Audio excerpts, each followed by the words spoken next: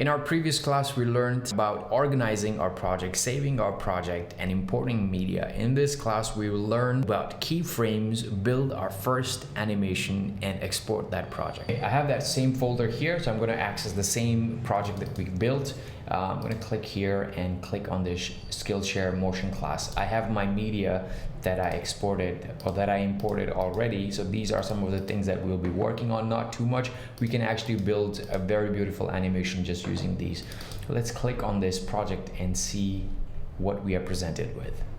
In our previous class, this is the project that we actually left. You can see I've got clouds, I've got rocket, and I have another picture which I'm going to rename to Woody, just for the sake of this presentation, so that it's also easy to remember. Otherwise, you can always see the preview here.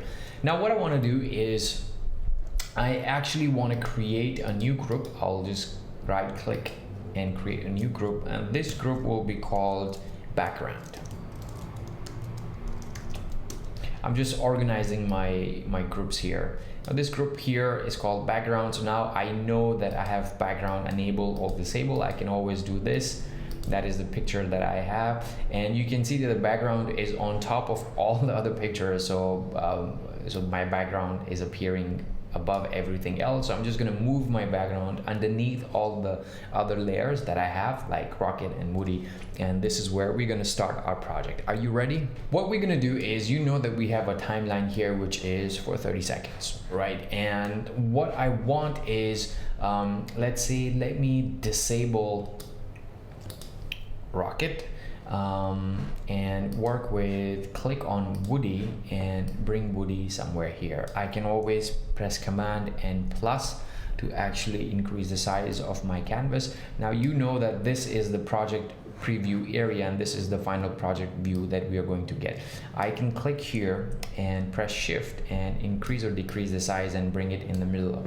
Let's work on our inspector tool here. Okay, inside our properties. Now, what you see here is that this is a 2D object, right? I can either move it in its x-axis. You can see that the values are changing. I can use my mouse to actually change the value, so you will be able to actually see these things are these values are changing as I move this item. Or I can move it in its y-axis, or x and y-axis, 2D objects, right? So I can always freely move this anywhere I want. And for an animation to actually work, what you need to decide is what you want this this character to do. So maybe what I want is, I want this character to run from here and go all the way here. Not exactly run, it cannot run, it's just an image. But what I want is, I want this Woody character to move from one place to another. How do we do that? Now, that is what keyframing is all about. Any sort of effects that you see in any titles that you've seen, or any plugins that you actually buy and they tell you that it can do this, it can appear and disappear, all those things happen with keyframes. And where exactly are keyframes? Now, the first thing you need to decide with your time, or with your playhead here on your timeline, where do you want this to begin? What would be the first starting point? So I'm going to always choose 0. You can choose anywhere, but for the sake of this example, we're going to choose 0 here, and we're going to go into our inspector menu here. Now, I know that Woody will start from here, and these are the values that I want motion to remember. Now, how does that work? Now, I know that when the timeline begins, or when the video begins, I want Woody to start from here. So then what I want to do is, you see this option here, it's called add a keyframe. When I click on this, it is going to create a keyframe here, a red diamond that will appear here. If this is not appearing for you, which means you have not enabled your keyframes, show and hide keyframes. I can always toggle on and off, but I like to keep it always on, so I know what's that I can see. Now, I know that it's going to begin here. I'm going to move my playhead somewhere.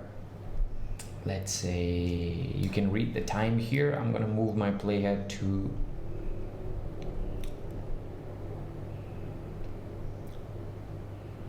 3 seconds. Now, I want Woody to move from here to here in 3 seconds. What I'm going to do is, it has already created the keyframe, and you can see some options here. I'm going to just hold and drag Woody, you can see that the line will be created, the red line, and maybe move him out of the frame like that. Now I take my playhead back, or maybe click on this option and click play or press the space bar. Okay, I have the audio here. I'm just going to disable that audio by pressing this here. I don't want the audio in this one.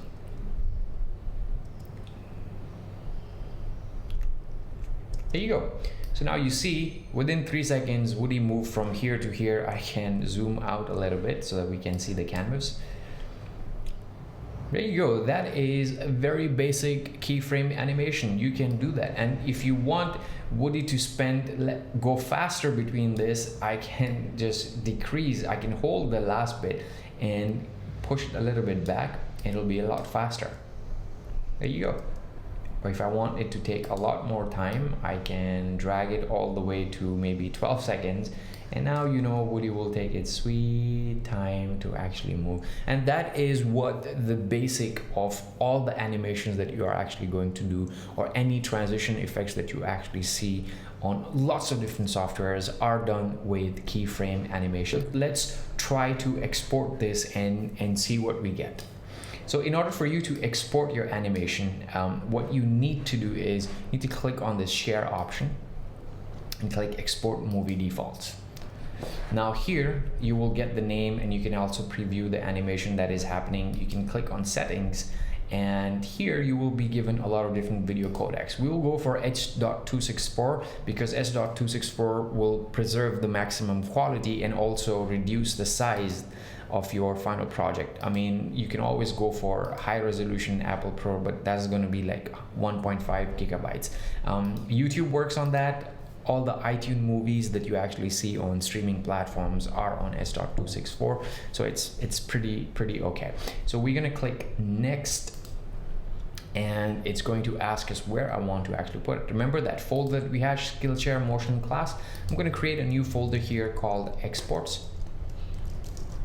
So anything that I export will be in this folder. Let's click save, and Motion is going to do its magic. It's going to create this into a video, and we'll be able to actually preview that video in just a bit.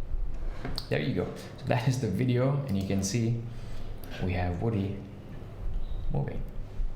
Now this is a very simple animation, very basic animation. In our next class we'll try to modify this, and we will add a few more layers and create a proper animation that you will be proud of in our next class. I'll see you in the next one.